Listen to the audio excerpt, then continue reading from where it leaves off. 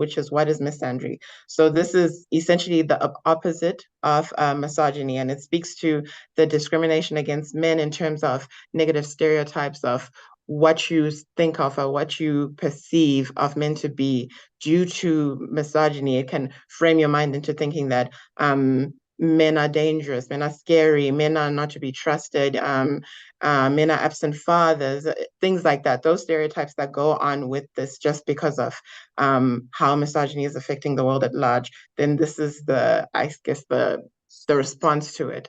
So it can negatively affect men in that they're already perceived as threats without necessarily showing that they are.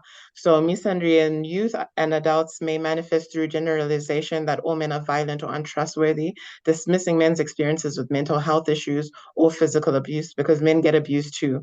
And because of that, because of these ideas that we have that men are strong, men are masculine, some people might laugh at that idea, or some men might feel like, oh, who can I tell? How can I tell anyone who will believe me? Because I'm the man. I can't be beaten up. I can't be mentally abused. I should be the one who's taking the dominant role. So belittling men who express their emotions. So the idea of misandry can create an environment where men feel unable to express themselves freely, leading to mental health issues and problematic communication in relationships. This is when you have mental health issues and suicide rates going up and depression and anxiety. And because it's not being addressed, and men might feel like, I can't speak to anyone, I should figure it out within myself. They won't seek the mental health resources that they might have, and they might internalize it.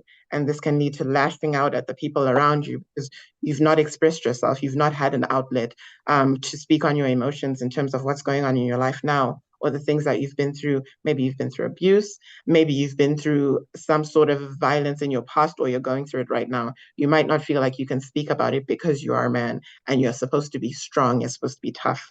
So this is how it can show up in the world today. But I do want to open our minds up to consider that these views that we consider misandry in this instance might just be a form of how misogyny shows up, in that although it is perpetuated against women, it still holds up stereotypes against men.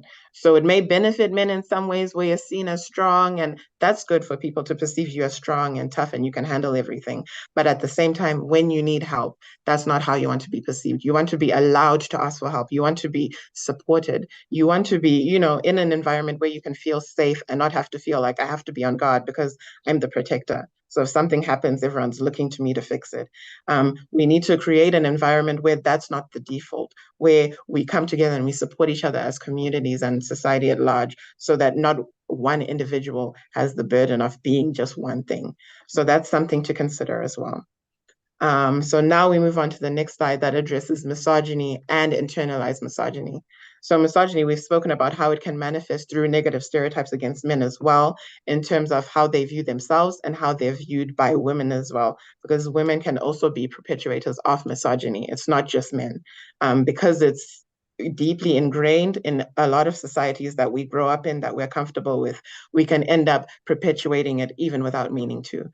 So typically, if you presume that, oh, only women are supposed to be in the kitchen and cooking and performing domestic labor, men can't be stay-at-home dads. And if you see that, now all of a sudden you're saying, what's wrong with him? Something must be off with him. Is he really a man? Is he lacking testosterone? Is he weak? Why is he wanting to be around his kids all the time? Why isn't he in the office? Why isn't he bringing home money? Why isn't he, I don't know, in the gym building his muscles and things like that? So it can affect how you feel about yourself as a man as well, because your self-esteem is really crushed. Because if you don't look the certain way that a man is supposed to look, if you're not muscular, if you're not tall, if you're not strong with a full beard, a full hairline, all of a sudden now everything, you have to step back and think, am I wrong? Is there something wrong with me? What can I fix?